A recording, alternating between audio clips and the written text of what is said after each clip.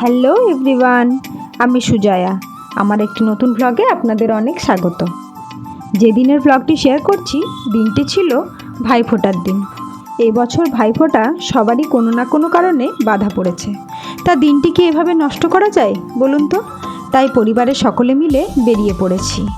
আর রাস্তায় যেতে যেতে খুব খিদে পেয়েছিল জানুন তো। এক জায়গায় চপ আর মুড়ি কিনে খেতেও বসে গেছি, গাড়ি টাড়ি দাঁড় করিয়ে আর আসন পেতে। এবারে চলুন যাই আজকের যেখানে গন্তব্যস্থল। আসলে একটি বিশেষ কারণে ব্লগটি আপনাদের সঙ্গে শেয়ার করতে অনেকটাই দেরি হয়ে গেল, কিন্তু এত সুন্দর ঘুরেছি যে আপনাদের সঙ্গে শেয়ার না করেও থাকতে পারছি না। দুদিকে সবুজ গাছপালা আর মাঠঘাট পেরিয়ে চললাম আজকে আমাদের গন্তব্যস্থল অযোধ্যা পাহাড়। অযোধ্যা পাহাড়টি পশ্চিমবঙ্গের পুরুলিয়া জেলার একটি মনোরম পাহাড়ি অঞ্চল। প্রকৃতি প্রেমীদের কাছে তো অবশ্যই সুন্দর। আপনারা যারা আসতে চান তারা পুরুলিয়া বাস স্ট্যান্ড বা স্টেশনে নেমে সেখান থেকে গাড়ি ভাড়া করেও আসতে পারেন। অযোধ্যা পাহাড়ের ডিস্টেন্স পড়ে পুরুলিয়া স্টেশন থেকে 40 থেকে 45 কিলোমিটারের মতো।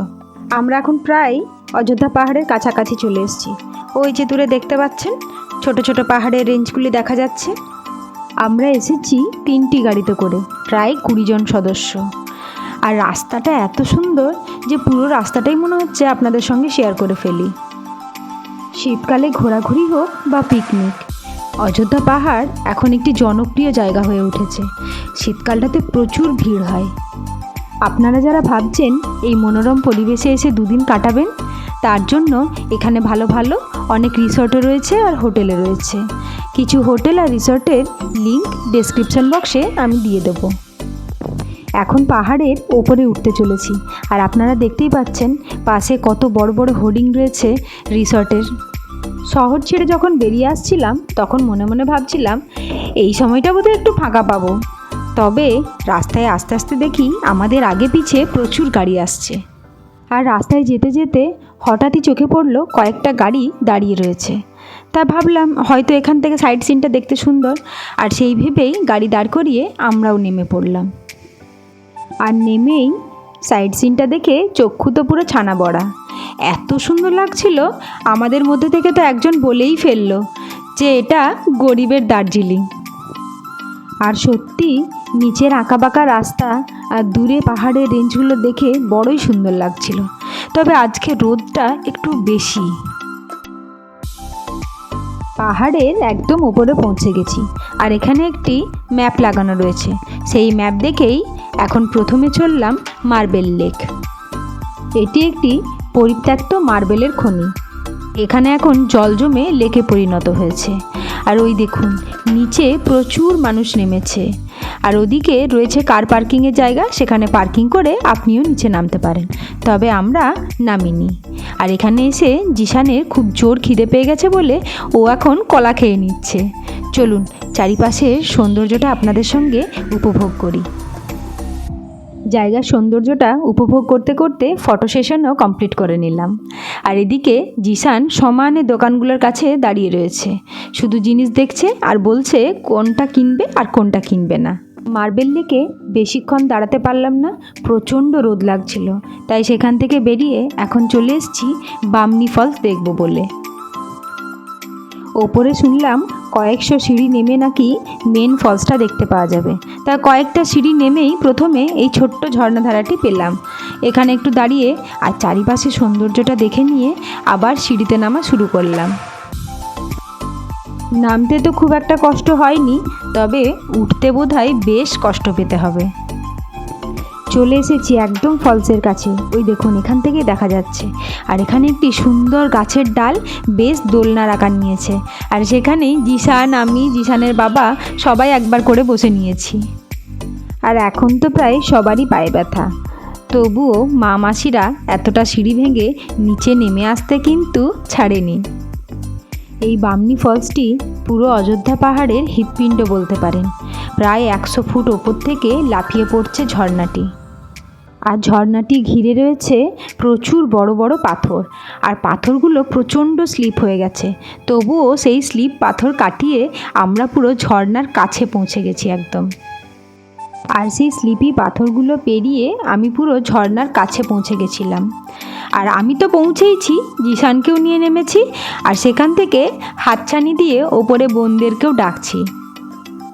আজ এতটা চড়া রোদ রয়েছে যে ঝর্ণার কাছে যেতেই ঝর্ণার ঠান্ডা জল যখন গায়ে এসে লাগছে ছিটে ফোটা, তখন এত আরাম লাগছে মনে হচ্ছে ঝর্ণাতেই নেমে পড়ি।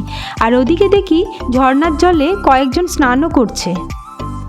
আমি তো বাঁদরামি করে নেমেইছি, বোনদেরকেও আমার সঙ্গে সঙ্গে নামিয়ে নিয়েছি।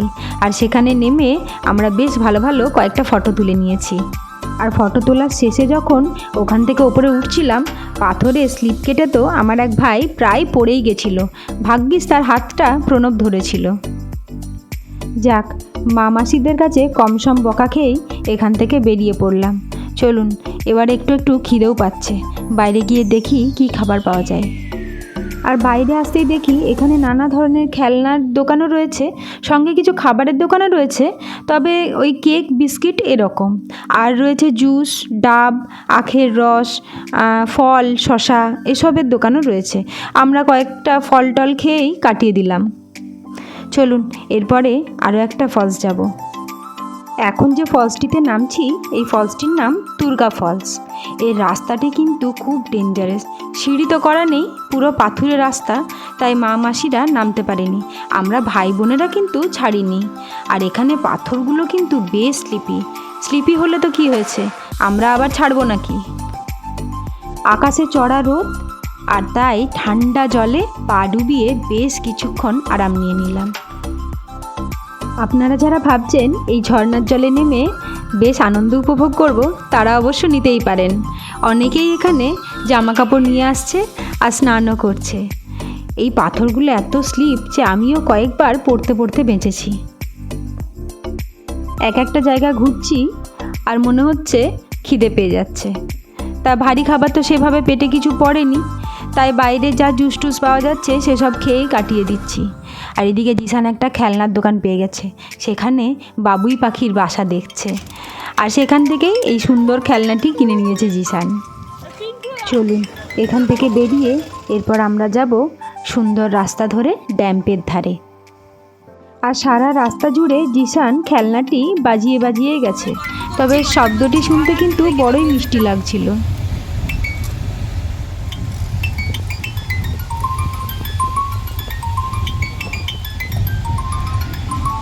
অযোধ্যা পাহাড়ের এই ড্যামটিকে দুভাগে ভাগ করা হয়েছে, লোয়ার ড্যাম্প আর আপার ড্যাম্প।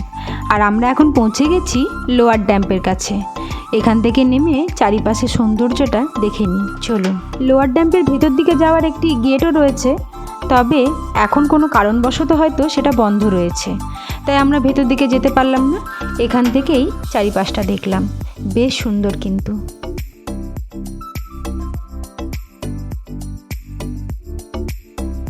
এখান থেকে বেরিয়ে যাব এরপর আপার ড্যাম্পের রাস্তা ধরে। এখন বাজে প্রায় বিকেল 4টের মতো, সূর্যাস্তের সময় তো হয়েই এলো।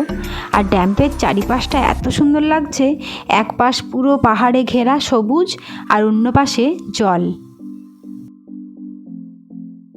ওই যে দূরে সাদা সাদা দেখতে পাচ্ছেন, প্লেটের মতো বসা রয়েছে। আমরা তো প্রথমে বুঝতে পারিনি, তবে ওখানে একজন গার্ডকে জিজ্ঞেস করতেই বলল ওগুলো নাকি সোলার প্লেট বসানো রয়েছে।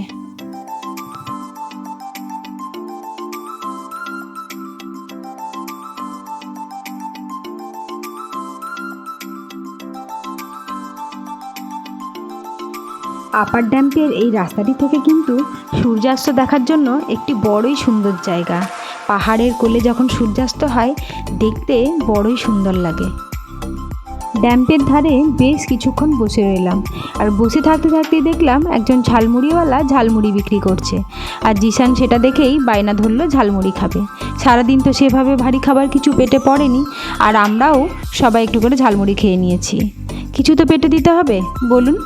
এখান থেকে বেরিয়ে শহরের যখন রাস্তা ধরবো, তখন ঠিক করেছি খাবার খাবো। চলুন, সূর্যাস্ত দেখতে দেখতে আমরাও বেরিয়ে পড়ি। আর এখন তো সন্ধে ঝপ করে নেমে পড়ছে, সন্ধে নামার আগেই এখান থেকে বেরিয়ে পড়ি। আপনাদের যদি ভিডিওটি ভালো লেগে থাকে তাহলে লাইক, শেয়ার আর কমেন্ট করতে ভুলবেন না কিন্তু। আজকের ভিডিওটি তাহলে এ পর্যন্তই থাক। আপনাদের সঙ্গে দেখা হবে আবার একটি নতুন ভিডিওতে। ততক্ষণের জন্য টাটা।